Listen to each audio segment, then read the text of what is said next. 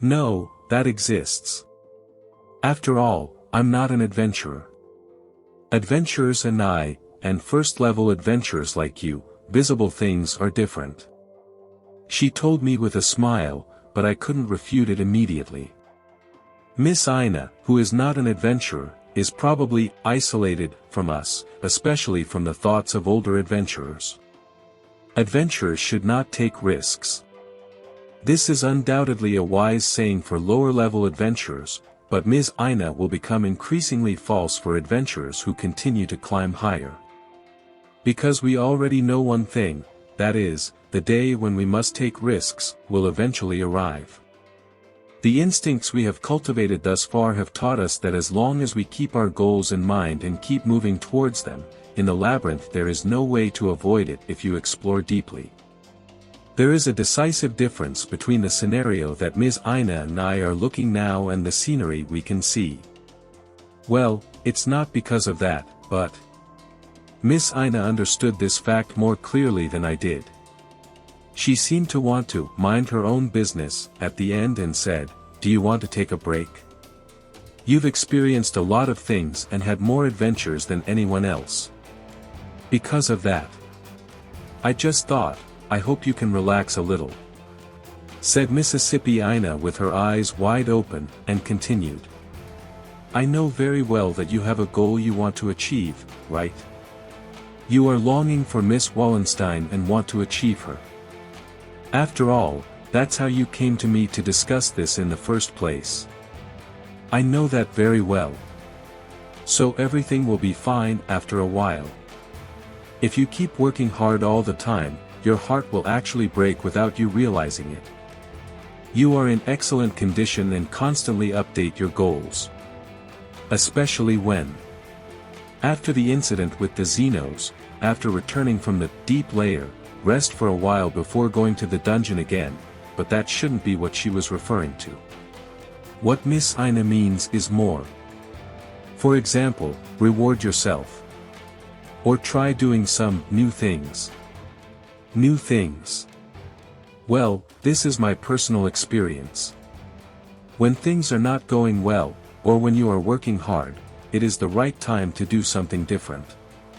It will broaden your horizons and incredibly help you achieve your goals. How about taking a look at things beyond the dungeon?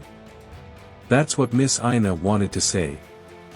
After reaching level B, Hestia Familia will often receive mandatory expeditions, quests and definitely dungeon challenges. So until then, just keep calm, broaden your horizons and little by little, that's how I feel. After all, the faction level has just been increased and there are also tax issues, so it must be very difficult to completely stay away from dungeon exploration. I have reached level 5, the previously distant depth of longing is now gradually visible, so I still have the desire to move forward in my heart. However, perhaps that's why it makes sense to take a deep breath and look around now. The faction war ended and I received the title of First Level Adventurer, which made me unconsciously become a little impatient. I only realized this now. I'm sorry. You're obviously very motivated, but I said those words like I was pouring cold water on you. Miss Ina looked at me guiltily, and I shook my head. Probably after I became a first-level adventurer, she felt like she had nothing left to teach and felt really guilty like she just said. But it's nothing like that. No matter how much I increase my level, it cannot change the fact that I have been an adventurer for less than half a year. Compared to Miss A's and the others, and compared to other first-year adventurers, even as a human being, I am extremely lacking in knowledge and experience. There are still many, many things I need to learn. And the one who is more immature than anyone else is me, and the one I was thinking about was Miss Ina. Miss Ina. I noticed a lot of things. As my goddess, someone who understands me better than myself and my older sister, Miss Ina said so. It must be right, she is enough to make me trust and identify with her so much. It's right to discuss this with Ina-san. I turned my thoughts into words and said with a smile. The jade-green eyes deep within Ina's glasses widened and she too began to smile. We stared at each other for a while, then laughed loudly at the same time, squirming as if the itch was unbearable. But, something new.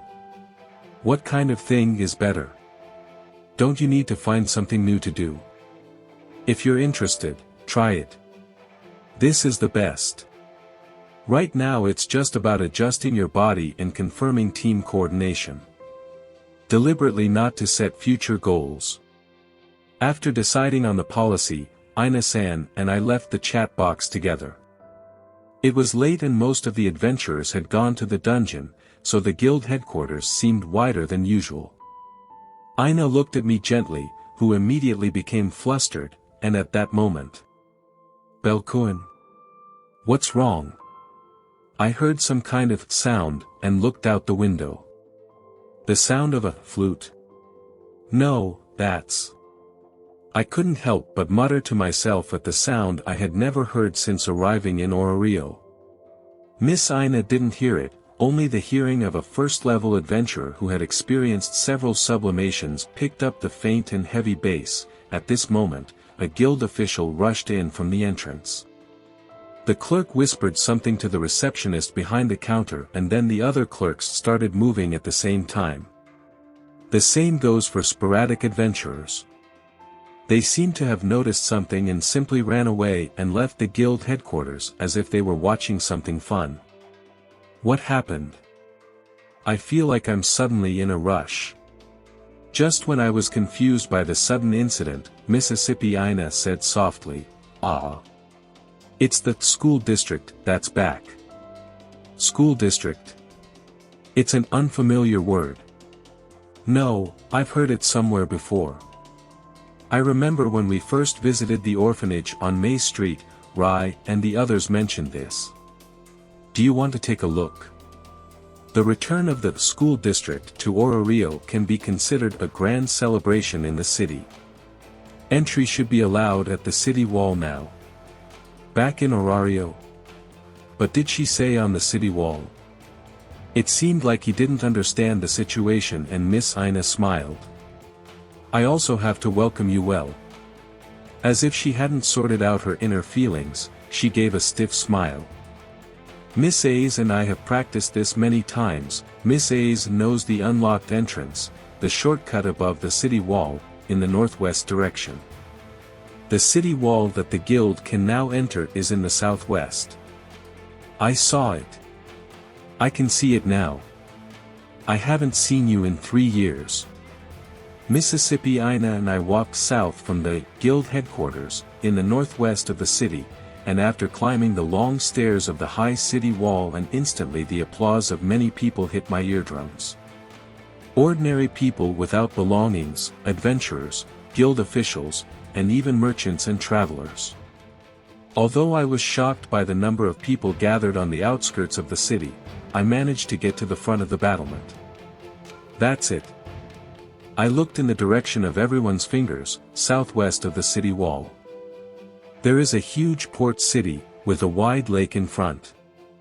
Deeper in the lake is the sea. Right on the horizon of the sea, there is a huge outline that ordinary people can see clearly. The city is floating.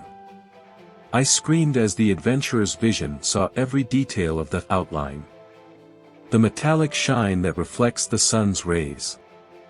The overwhelming body and majestic appearance, as if 3 big discs were stacked on top of each other.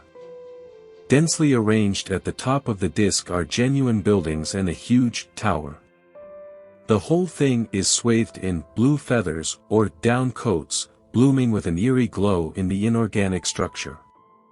Its shape is as if people built a city on the back of a sea dragon. Is that a city? Or the country? Did that turn out to be a ship? The name of this ship is Herringhoni. Unparalleled, the largest ship in the world. Miss Ina, who was speechless beside me, narrowed her eyes as if she was looking at another hometown. Miss Ina's words made me breathe and I also discovered something. The sound heard at the guild headquarters was not a flute, it was a ship whistle. It is the huge whistle produced by the exceptional Magic Stone product. The official name is Special Marine Academic Institutions Zone, commonly known as the School District. She told me, and almost at the same time, the enthusiasm of the people gathered above the city wall exploded all at once. The school district is back. The supergiant ship arrived to the applause of the labyrinth city. My eyes were wide open and my face was really full of excitement. Maybe it's because of their adventurous nature. Or maybe it's because of the unknown I saw for the first time. But despite it all, visiting a world I never knew existed really made my heart swell.